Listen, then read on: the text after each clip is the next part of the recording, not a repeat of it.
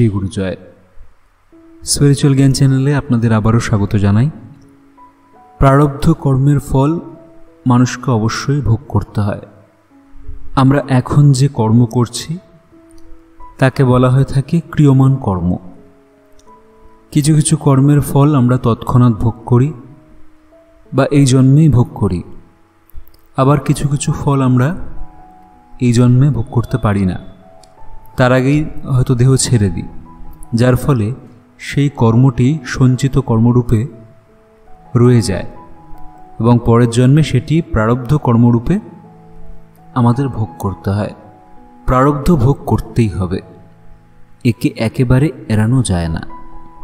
কিছু সময়ের জন্য ঠেকিয়ে দেওয়া যায় মাত্র, কিন্তু আবার তা আসবে। এই প্রসঙ্গে শ্রীমৎ স্বামী পরমানন্দজি মান্ডব্য ঋষির একটি ঘটনা বলেছিলেন, সেখান থেকেই সেই ঘটনা তুলে ধরছি। মান্ডব্য ঋষি ছিলেন পূর্ণ জ্ঞানী, শিশুর মতো থাকতেন। একবার যেতে যেতে তিনি দেখলেন নদীতে রানী এবং তার সাথীরা নগ্ন হয়ে স্নান করছেন। সেই অপরাধে সৈনিকরা ঋষিকে বন্দি করে রাজার কাছে হাজির করল এবং বলল, এ স্নানরতা রানীদের দেখছিল। রাজা ক্রুদ্ধ হয়ে মান্ডব্যকে শুলে চড়াবার আদেশ দিলেন। ঋষি কোনো কথাই বললেন না। বলতে তো পারতেন, আমি ঋষি, নারীমাত্রকে মায়ের মতো দেখি। তা শুনলে রাজা হয়তো মুক্ত করে দিতেন। মান্ডব্য সেরকম কিচ্ছুটি না করে বিনা প্রতিবাদে শুলে চড়ে গেলেন। তার নিদারুণ কষ্ট হচ্ছিল, কিন্তু তখনই প্রাণ ত্যাগ হলো না। একজন সাধু ওই পথে যাচ্ছিলেন। তিনি মান্ডব্যকে চিনতে পারলেন। সব কথা জানার পরে তিনি তাকে বললেন, আপনি রাজাকে বললেন না কেন যে আপনি একজন ঋষি? উত্তরে ঋষি বললেন, অনেক জন্ম আগের কথা, শিশু অবস্থায় একটা ফড়িংকে তৃণবিদ্ধ করেছিলাম। ওই প্রারব্ধ ঘুরে ঘুরে বারবার আসছে। বেশ কয়েকবার ওটাকে এড়িয়ে এড়িয়ে গিয়েছি, কিন্তু পরে পরে ওটা আরও ভয়ঙ্কর রূপ ধরে আসতে লাগলো। একে পাশ কাটিয়ে চিরকাল এড়িয়ে যাওয়া যাবে না, ওইটি ভোগ করতেই হবে। ভোগ যখন করতেই হবে, এ জীবনেই তা চুকে যাক। জ্ঞান হলেও শরীর দ্বারা প্রারব্ধ ক্ষয় না হওয়ার দরুন পুনরায় জন্ম নিতে হয়। তখন জ্ঞানী আর কর্ম করেন না, কেবল ভোগ করেন। আমি এরকম বেশ কজনকে দেখেছি। এখানে আমি বলতে শ্রীমৎ স্বামী পরমানন্দজি নিজের কথা বলছেন। আমি এরকম বেশ কজনকে দেখেছি, হাত পা মুড়ে চুপচাপ বসে রয়েছেন, মুখে ঘা আর মাছি। মনে মনে বললাম, ওরে বাপরে, এ তো জ্ঞানী, প্রারব্ধ ভোগের জন্য জন্ম নিয়েছেন। আমাদের গুরু ভগবানও এই বিষয়ে একটি আলোচনা করেছিলেন। কুম্ভের মেলায় এক সাধু অত্যন্ত জ্বরে কাঁপছিলেন। এটাও কিন্তু উনি প্রারব্ধ ভোগ করছিলেন। উনি কিছুটা জ্বর আবার ওনার আসনে রেখেছিলেন, সে আসনটাও কাঁপছিল। তখন ঠাকুর জিজ্ঞাসা করেছিলেন, যিনি নাকি জ্বর আসনে রাখতে পারেন, তিনি তো জ্বর সারাতেও পারেন। ওই মহাত্মা চাইলেই নিজের জ্বর সারাতে পারে, কিন্তু সারাচ্ছেন না।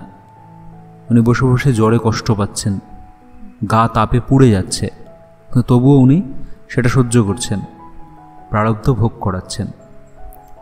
এই হচ্ছে প্রকৃত জ্ঞানীর লক্ষণ।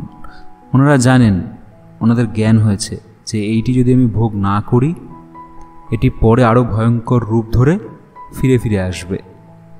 এমনকি শ্রী গুরু ভগবান ওনার স্বরচিত একটি গানে বলেছেন, রোগ শোক তোর আশীর্বাদ, তা কি আমি জানি না?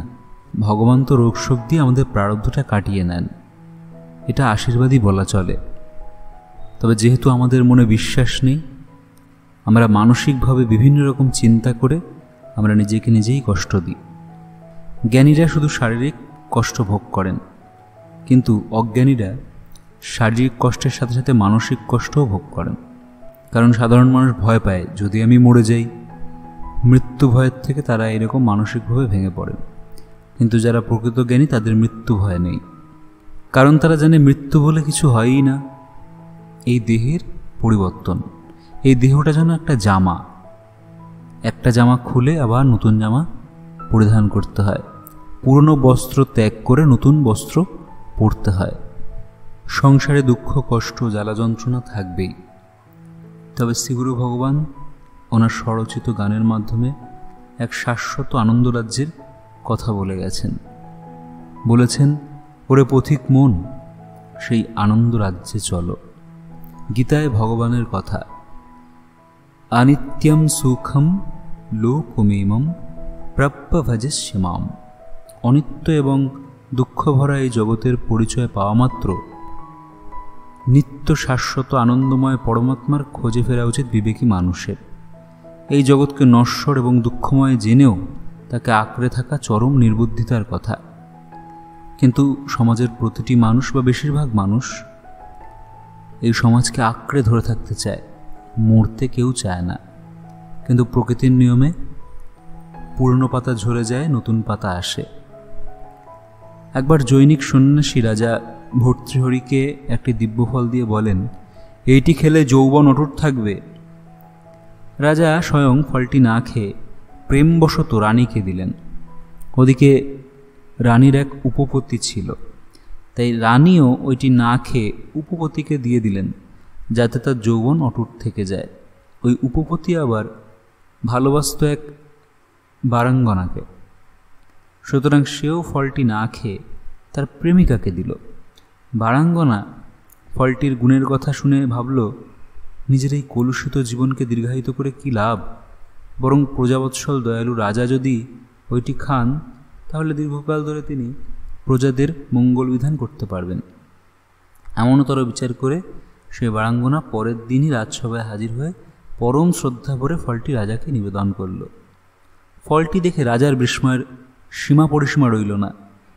এ কি, এ তো সেই ফল যা আমি রানীকে দিয়েছিলাম। ঘুরে ফিরে এই বারাঙ্গনার কাছে গেল কি করে? অনুসন্ধান করে তিনি সব জানতে পারলেন। সংসারী মানুষের ভাব, ভালোবাসা, ভোগ, রাগ যে কত ঠুনকো তা মর্মে মর্মে অনুভব করলেন এবং সংসার ত্যাগ করে দিলেন। শৃঙ্গার শতক, নীতি শতক এবং বৈরাগ্য শতক এই নামে 3খানি গ্রন্থ তিনি রচনা করেছিলেন। আমাদের ভারতবর্ষে এমন এমন অমূল্য গ্রন্থ সম্ভার আছে যা মানুষ কল্পনাও করতে পারে না। এই জন্য এখন দেখা যায় শিক্ষিত দেশে, জার্মানি, আমেরিকা, ইউরোপের বিভিন্ন দেশে তারা সংস্কৃত শিখছে শুধুমাত্র আমাদের যে শাস্ত্রগুলোকে পড়ে উদ্ধার করার জন্য। তারা কিন্তু সংস্কৃতের ওপর খুব জোর দিচ্ছে, কারণ তারা জানে আমাদের শাস্ত্রের মধ্যে অনেক অ্যাডভান্স বিজ্ঞান লুকিয়ে আছে এবং সেখান থেকেই এখনও পর্যন্ত তারা যা পেয়েছে এখান থেকেই কপি পেস্ট করেছে, করে নিজেদের নামে চালিয়েছে।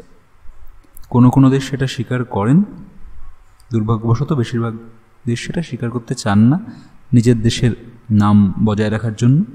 জার্মানি প্রতিনিয়ত রামায়ণ, মহাভারত সহ আমাদের সকল শাস্ত্র নিয়ে ওনারা গবেষণা করছেন এবং নিত্য নতুন জিনিস আবিষ্কার করছেন। দুঃখের বিষয় যে আমাদের সমাজে সেই সব পুস্তকের কোনো আলোচনা নেই, কোনো রিসার্চ নেই। আমাদের শিক্ষা ব্যবস্থাকে এমন করে রাখা হয়েছে যাতে আমাদের শিরদাঁড়া বেঁকে যায়। রাজনৈতিক জগতের সঠিক নেতৃত্বই পারেন এই বিষয়গুলোকে ঠিক করতে। গণতান্ত্রিক দেশের ভোট সবথেকে একটি বড় উৎসব। সেই ভোটের মাধ্যমে আমরা কিন্তু সঠিক ব্যক্তিকে নির্বাচন করতে পারি। গণতান্ত্রিক দেশে থেকে অনেকে ভোট দেন না এবং সেই নিয়ে খুব গর্ব করে বলেন, কিন্তু প্রত্যেকেরই ভোট দেওয়া উচিত। যে ব্যক্তিটা ভোট দিচ্ছেন না, পরবর্তীতে সমাজের কোনো বিপত্তি নিয়ে তার কথা বলাও সাজে না। তিনি গণতন্ত্রের মূল উৎসবেই সামিল হলেন না। তাই যাকেই আপনার বিবেচনা করে মনে হয় সঠিক, অবশ্যই আপনারা প্রত্যেকে ভোট দিন। সদ্গুরু বলতেন ভোট অবশ্যই দেওয়া উচিত। আর উনি আরেকটি কথা বলতেন, ভোট দেওয়ার পর যেই আসুক, সে আমার পছন্দেরই হোক আর অপছন্দেরই হোক, তাকে সর্বতোভাবে সহায়তা করা উচিত জনগণের কল্যাণের জন্য, তিনি যাতে আরও কাজ করতে পারেন। যদি মনে হয় তিনি কাজ করছেন না, আবার ভোটের মাধ্যমে ওনাকে সরিয়ে ফেলা উচিত। কিন্তু মুশকিলটা হলো মানুষ সুবিধাবাদী হওয়াতে মানুষ একবার যখন কোনো পার্টির কার্ড নিজের গলায় ঝোলায়, সে সারা জীবন সেই পার্টিকেই ভোট দিতে থাকে। কিন্তু এটি গণতন্ত্রের পক্ষে মোটেও ভালো নয়। যে অঞ্চলের লোক বেশি শিক্ষিত তারা কখনোই বারবার একই দলকে ক্ষমতায় রাখে না। তাহলে কী হয়, করাপশনটা বৃদ্ধি পায়। তারা প্রতিনিয়ত পাল্টায়। যে কাজ করবে তাকেই রাখা হবে, যখন কাজ করবে না সাথে সাথে বদলে দাও। আর কোনো দলের মেম্বারশিপ নিও না। আমি কমিউনিস্ট বা আমি লেফট, আমি রাইট, এইসব কখনো করতে নেই।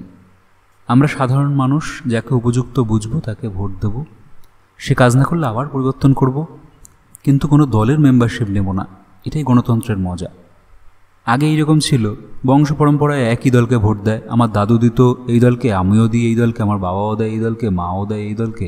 মানে একটা বাড়ি পুরো মার্ক হয়ে যেত, এই বাড়িটি এই পার্টিই করেন। গণতন্ত্রের পক্ষে কিন্তু এটা উচিত নয়। আপনার যখন 18 বছর বয়স হয়ে গেল, আপনার কিছুটা হলেও বোঝার ক্ষমতা হয়েছে, আপনি বুঝুন, জানুন। বাবা মা কাকে ভোট দেয় সেই বিষয়ের উপর নির্ভর করবেন না।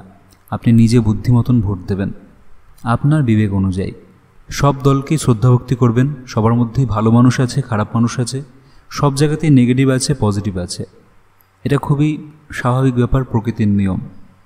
তবে যেই ক্ষমতায় আসুক, সে আপনার পছন্দেরই হোক বা অপছন্দেরই হোক, একবার এসে যাওয়ার পর সে যাতে ভালোভাবে কাজ করতে পারে, প্রত্যেকটা মানুষের উচিত তাকে সহায়তা করা।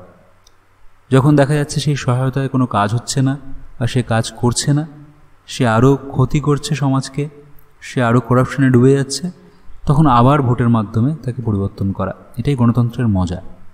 এখন বিভিন্ন জায়গায় ভোট চলছে, আপনারা সবাই ভোট দিন, আনন্দের সাথে ভোট দিন, সুস্থ স্বাভাবিক থাকুন। একটি ভিডিওতে দেখছিলাম কোনো এক ভোটের পোলিং যে বুথ হয় সেটিকে উৎসবের মতো সাজিয়েছে, দেখে খুবই ভালো লাগলো। আগে মানুষ বুঝতো ভোট মানে দাঙ্গা হাঙ্গামা, খুন খারাপি। এখনও যদিও হয়, তবে এটা বলবো আগের জেনারেশনের থেকে এই জেনারেশন এইসব দিক থেকে অনেক বেশি সরে এসছে। ভোট মানেই ক্ষমতা দখলের ব্যাপার। দেখুন, এই জগতে অনেক মানুষ এসছেন যারা মানুষের সেবা করেছেন, রাজনীতিতে না গিয়েও। সুতরাং সেবা করতে গেলে নেতা হতেই হবে এর কোনো মানে নেই। কিন্তু তবুও মানুষের ক্ষমতা চাই। ক্ষমতা তখনই চাই যখন মানুষ কিছু অন্যায় কাজ করতে চায়। ক্ষমতা দ্বারা যেমন ভালো কাজও হয়, অন্যায় কাজও হয়। যাই হোক, এই আলোচনাটা করার মূল উদ্দেশ্য সকলে ভোট দেবেন নিজের বিবেক বুদ্ধি দিয়ে, যাতে দেশের ও দশের কল্যাণ হয়। আজকের আলোচনা এই পর্যন্তই। ওম শ্রী গুরু জয়, শ্রী গুরু জয়, শ্রী গুরু জয়।